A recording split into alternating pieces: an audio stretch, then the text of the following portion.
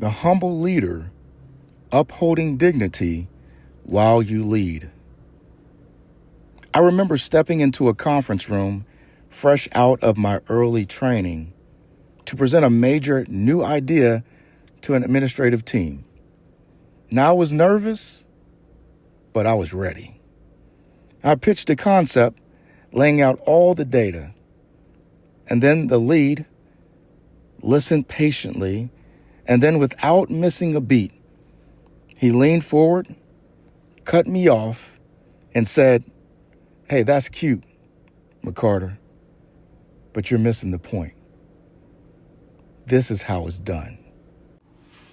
He then proceeded to dismantle my idea and present a variation of his own, making sure everyone in the room knew I was the rookie who needed correcting.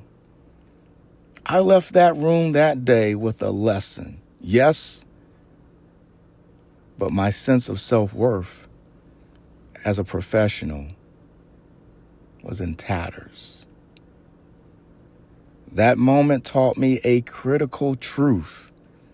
Leading is an act of passing on a lesson, but the way you deliver that lesson determines whether you empower the next leader or crush their spirit.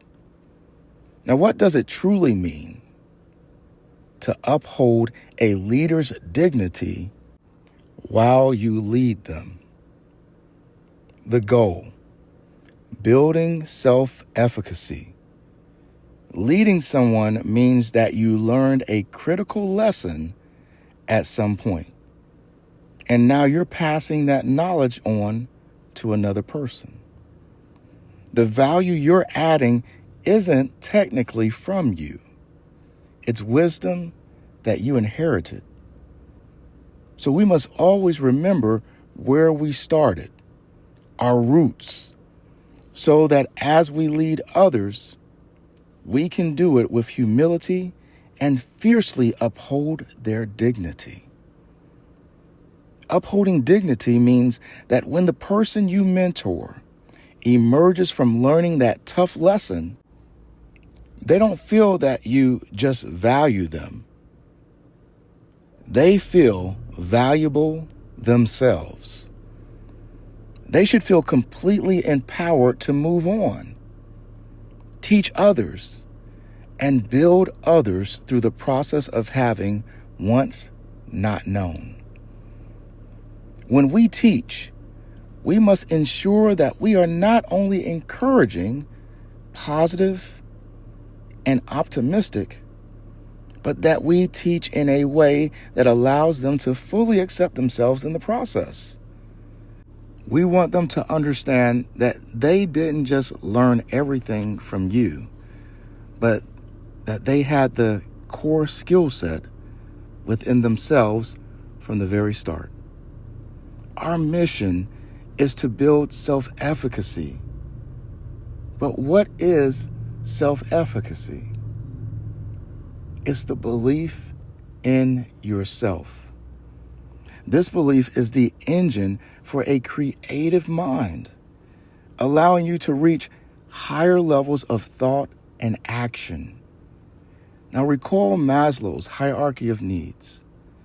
The top tier, the peak of internal comfort and fulfillment, is self-actualization. This is the point where you are believing in yourself, driving toward greater creativity so that you can consistently find your next best answer. We want to avoid pitfalls when it comes to power. As we lead others, we must vigilantly uphold their dignity. We never want to be the executive who talks down, makes them feel less than, or treats them as though they are indebted to us. We must avoid the mindset that says, "I knew this, and that's why you came to me. And you should feel a certain way because I am king in this conversation." See, that toxic approach undermines the student, the lesson, and the entire growth process. True leadership is about fostering respect. Respect for the individual, respect for the lesson being taught, and respect for the skill that allows us to teach in the first place. When we show gratitude for the skills that have been given to us, it naturally fuels our commitment to uphold the dignity of others. Leading with humility means acknowledging that we are merely carriers of knowledge, helping another person discover the power they already possess. So as you teach, as you mentor, as you lead, remember that your greatest legacy is not in the knowledge you shared, but in the self-belief you sparked. Be the leader who helps others realize their own crowns. This is Dr. James McCarter from the McCarter Leadership Institute. Think big, take risk, and always make sure they're calculated. Signing out.